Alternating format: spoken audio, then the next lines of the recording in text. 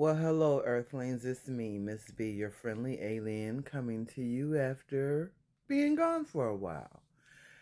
And I'm coming to you today because, when all of this Trump stuff started and all the deportations, everybody was saying, oh, where are the black people? Where are the black people? Why aren't they involved? They're going to be next. They're going to be next. And we had already said we have never not been the target. Please take a moment and listen to this segment on The Rachel Maddow Show. Countries with white populations are apparently good, and countries with black populations are swear words.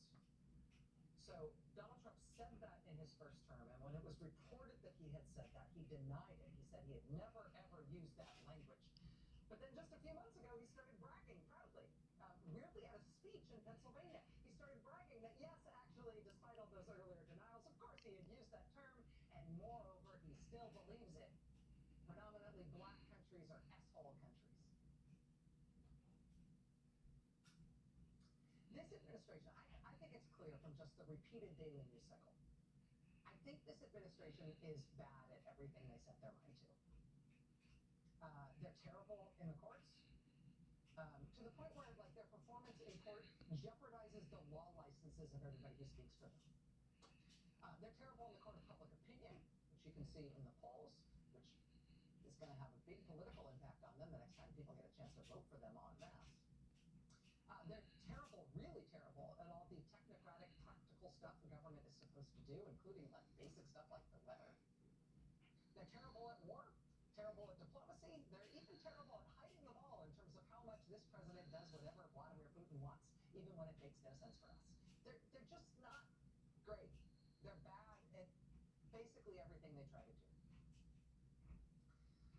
But on the issue of race, on the treatment of African Americans specifically, even being terrible at what they're doing has still proven to be disastrous for our country.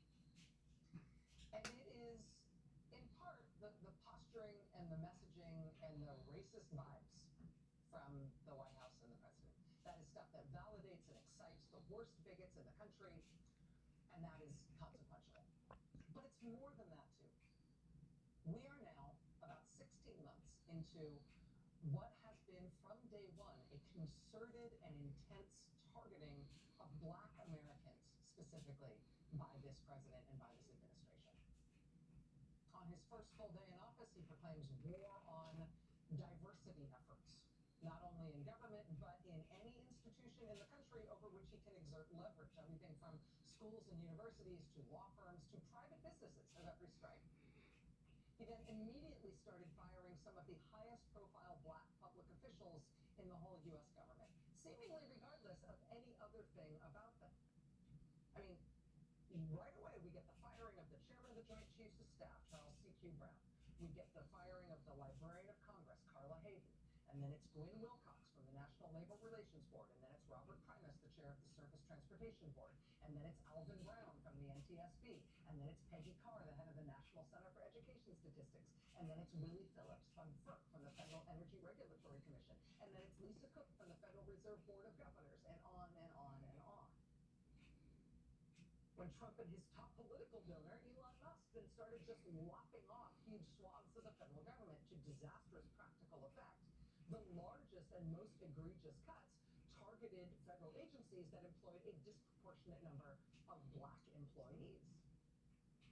Reporter Erica Green wrote about this a few months ago for The Times, noting that nothing had moved backwards in the federal government for black Americans this quickly or this far in over 100 years, since Woodrow Wilson came in 1912 and resegregated the federal workforce. Quote, black employees were fired or demoted to lower level jobs, relegated to separate and inferior lunchrooms and other facilities, and accused of making white women feel unsafe. Those who remained were humiliated. A black worker in the Postal Service was surrounded by screens so white workers would not have to look at him. Another employee had a cage built around him to separate him from his white counterparts. A clerk in the Treasury Secretary's office was assigned to rewrite all correspondence to address black employees by their first names. There way, Trump addressed the Librarian of Congress, Carla Hayden, by her first name when he crowed publicly about firing her for no reason. In the year of our Lord 2025 and now 2026, this president and this administration is not just inheriting that history from the Wilson administration, it's furthering it in its own ways. Since 1965, there has been an executive order in effect. It was signed by Lyndon Johnson, 1965. Since 1965, all federal contractors have been banned by executive order from discriminating on the basis of race, color, religion, sex, sexual orientation, gender identity, or national origin. Donald Trump rescinded that 1965 rule on his first full day in office. Less than a month later, Trump announced another rule change. They rescinded Clause 52.222-21 of the Federal Acquisition Regulation, which doesn't sound like much, but I'll tell you what the title of that is. It's Prohibition of Segregated Facilities. That's what Trump rescinded less than 1 month into being back in the White House. That section reads, quote, "The contractor agrees that it does not and will not maintain or provide for its employees any segregated facilities at any of its establishments, and that it does not and will not permit its employees to perform their services at any location under its control where segregated facilities are maintained." That anti-segregation clause has been in government contracts for decades. Donald Trump overtly reached out to rescind it, which means bluntly that the federal government no longer explicitly prohibits contractors from having segregated restaurants, waiting rooms, and drinking fountains. Make America great again, right? Recently fired and sidelined employees in the Department of Housing and Urban Development have started sounding the alarm that the Trump administration is no longer, just bluntly, no longer enforcing a federal law known as the Fair Housing Act. Fair Housing Act, another pillar of the civil rights movement and its achievement. Fair Housing Act dates to 1968. It says you can't refuse to rent to someone or refuse to sell a house to someone on account of their race or their color or religion or national origin or any other factor against which we're supposed to be protected from discrimination. According to current and former employees of the Department of Housing and Urban Development under Donald Trump, they have dropped enforcement of the Federal Housing Act. In Trump's first year back in office, black unemployment spiked in this country from 6.2% all the way up to 7.5%, making it the highest of all racial groups. Under Joe Biden, black unemployment had been at a record low of 4.8%, spiking now under Donald Trump. The Trump administration, generally speaking, is bad at its work. It is bad at what it sets its mind to in all sorts of ways. But black Americans, African Americans, have been targeted by this administration in a concerted way that has nevertheless been devastating, even though the Trump administration isn't good at anything they set their mind to. And that was all before the conservative majority on the U.S. Supreme Court, including all of Trump's appointees, voted to effectively end the Voting Rights Act a few days ago.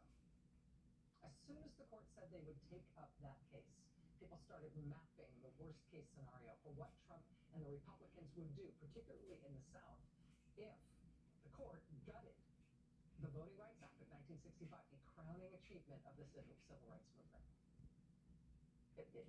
And the before and after looks like the snapback after the end of Reconstruction. So as you can see, this is not just our fight. It's all of our fight. We did what we could. It's up to white people to decide if they want to have a racist society. That's why we're resting. We have done all we know and can do, and it's all being reversed, and white people are allowing it.